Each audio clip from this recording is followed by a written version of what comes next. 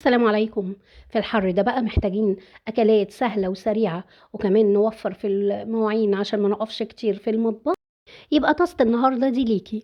هنعمل مع بعض طاسة طعمها حلو جدا، فيها البروتين والخضار وطعمها تحفة بجد. طاسة غدا مشبعة، هتعمليها في ثواني، ومعاها كده حبة بابا غنوج عاملاها بطريقة حلوة قوي.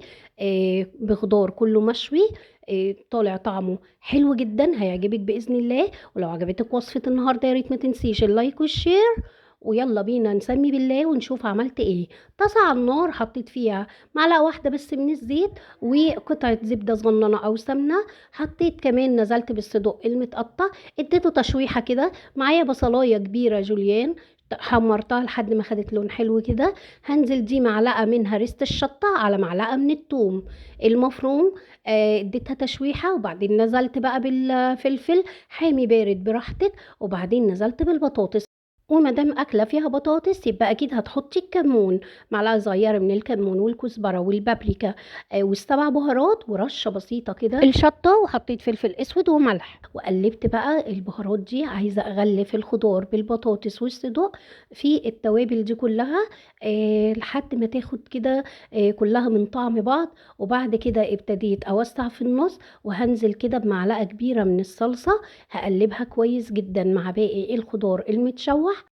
نزلت باتنين طماطم كده مقطعاها مكعبات، وقلبتها كويس جدا. مع كل مكون بنزله لازم بشوحه واديله حقه في التشويح. وطالما حطيت صلصة وطماطم، يبقى حطيت ربع معلقة كده صغيرة من السكر، يعني رشة بسيطة من السكر تعادل حموضة الطماطم والصلصة.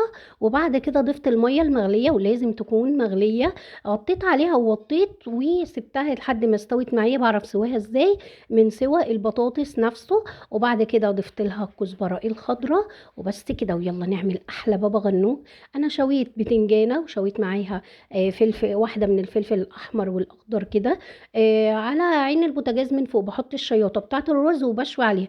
حابة تدخليها الفرن وتشوي كمان معاها راس توم براحتك خالص. ضفت بقى على البتنجان معلقة كده كبيرة من البرطمان ده، انا كنت محضراه معاكي قبل كده.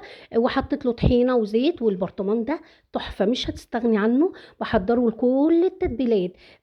بقى عبارة عن ايه؟ بيبقى عبارة عن راس توم كبيرة، قرن فلفل اخضر واحمر حامي، او لو عندك هريسة شطة حطي معلقة. بحط كمان كده عصير ليمونتين ومعلقتين كبار من الخل والكمون والكزبره والشطه.